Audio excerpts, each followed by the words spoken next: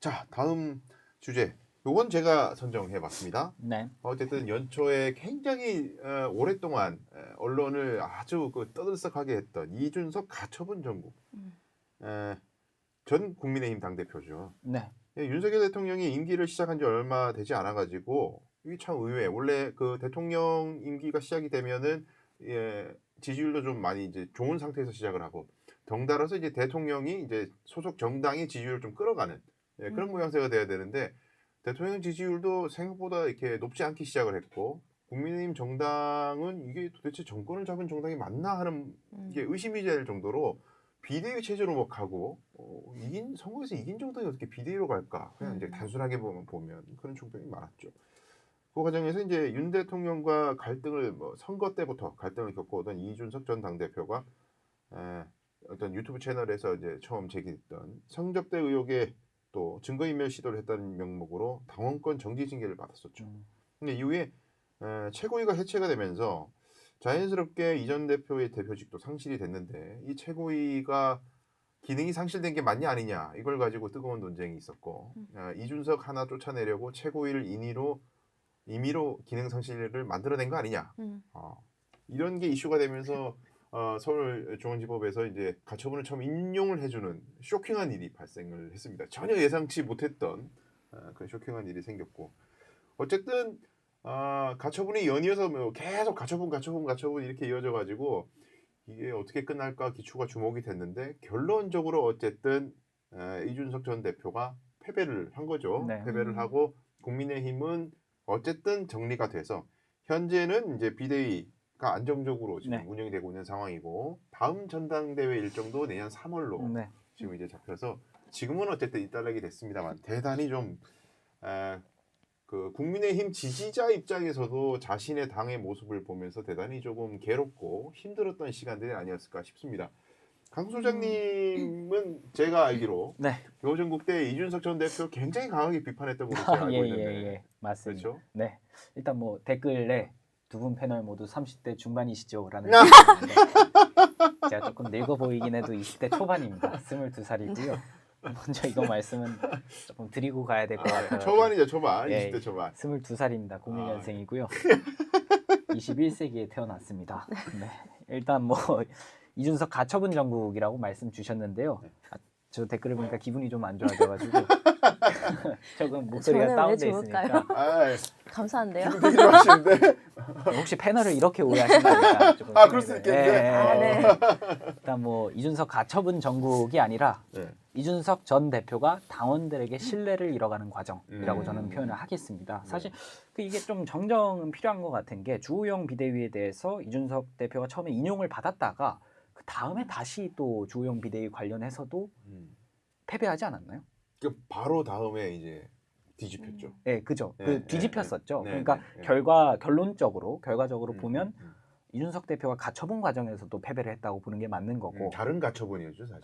다른 가처분. 다른 가처분 사건입니다. 아무튼 저는 이 사태를 바라보면서 이게 어떻게 보면 최고위원이 가져야 될 리더십과 당대표가 가져야 될 리더십이 바뀌지 않았나. 그리고 근본적으로 대선 과정에서부터 살펴본다면 이준석 전 대표가 해왔던 것 중에 제가 제일 비판을 많이 하는 게 윤핵관이라는 단어를 만들고 유통한 거예요. 그러니까 이게 어떤 정치인이든 사실 측근 정치인들은 존재할 수밖에 없고 저는 사실 요새 이제 대통령을 바라보다 보면 오히려 측근 정치인이 없다라는 생각을 많이 합니다. 측근 정치인이 있을 때 나올 수 있는 메시지나 이런 것들이 거의 안 나오고 있는 상황이고 뭐 최근에 나왔던 3대 개혁 같은 경우에도 어떻게 보면 제도권 정치인의 입장에서 꺼내기 굉장히 어려운 말이기 때문에 저는 절대 어떤 뭐 핵심 측근이 그런 말을 꺼냈을 거라고 생각하지는 않습니다만 이준석 전 대표가 어떻게 보면 대선 과정 중에서 자신의 밥그릇을 찾기 위해서 굳이 이 민주당에서 정말 널리 쓰이는 단어인 윤핵관이라는 단어를 만들고 유통을 시키고 그 대선 이후에 대통령이 당선되고 난 다음부터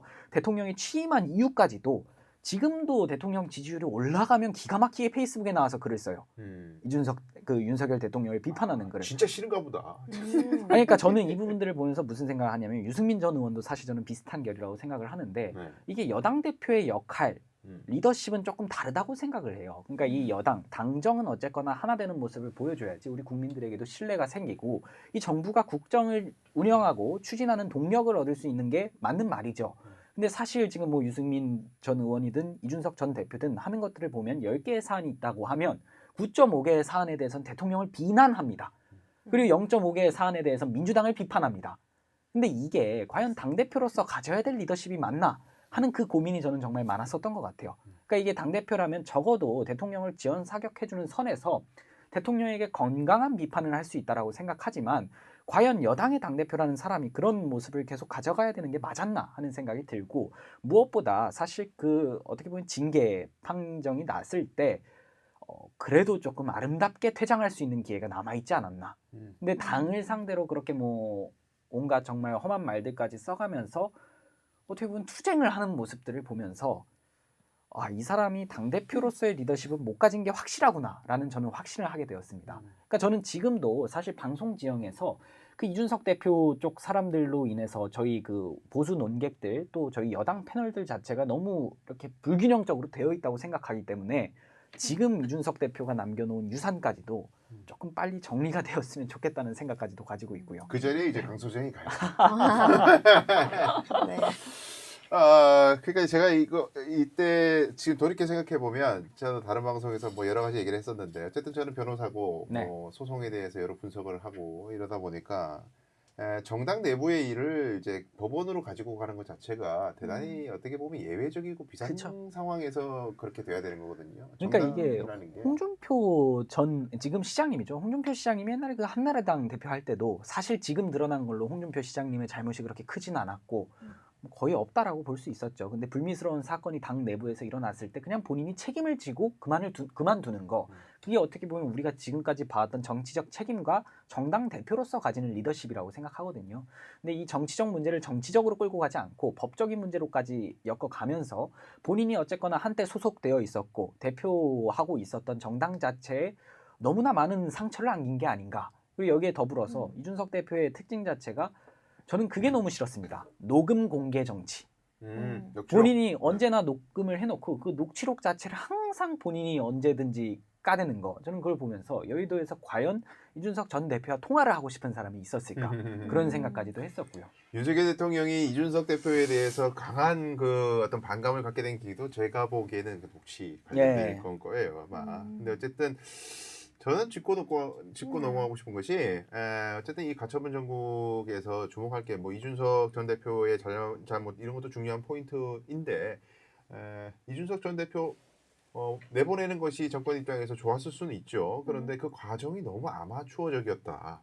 네, 억지로 윤리위에서의 징계는 뭐 경찰 조사 결과를 기다려보겠다고 했다가 안 기다리고 갑자기 먼저 징계를 하고 최고위가 임의로 사퇴를 해가지고 뭐 최고위 기능을 상실시켜가지고 이게 정당하냐 안 하냐 뭐 이런 분란 아주 뭐라 그럴까 정석으로 가지 않고 어떤 그 꼼수를 생각을 해서 이제 가다 보니까 계속 분쟁이 생기고 논란이 생겼던 것이 아닐까 하는 생각이 드는데 여당답지 않은 선택이었다라는 생각이 들어요. 그렇게 꼭 하지 않았더라도 조그만 여유를 가지고 판단했더라면 심플하게 또 깔끔하게 좀 이준석 전 대표와 결별할 수 있는 길도 있었을지 않았을까 하는 생각은 듭니다. 위원장님 뭐 마지막 코멘트 혹시? 꼭 결별을 해야 되나요? 그런데 저는 사실 결별해야지. 이 대통령 입장에서는 미워 네. 죽겠는데. 저는 사실 이 과정들 세세한 거는 차치하고요. 청년이라는 타이틀을 단 정치인이 당대표까지 된 거는 정말 대단한 거였거든요. 그때 사실 가장 열패감을 느낀 건 아마 민주당 청년들이었을 거예요. 근데 저는 이 과정을 보면서 결국에는 이제 한 명의 청년 정치인이 정치권에서 어떻게 소비되어 가는가를 보여주는 사건이었다고도 보거든요.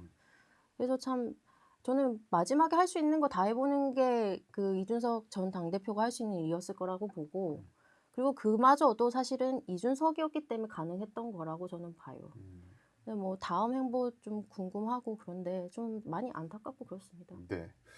귀추가 주목되는데 아직까지는 뭐 별다른 움직임 없이 뭐 뜨문 인터뷰에 등장하고 있는 그 정도인 것 같아요. 다음 수가 네. 또 우리가 지켜봐야 될 것 같습니다.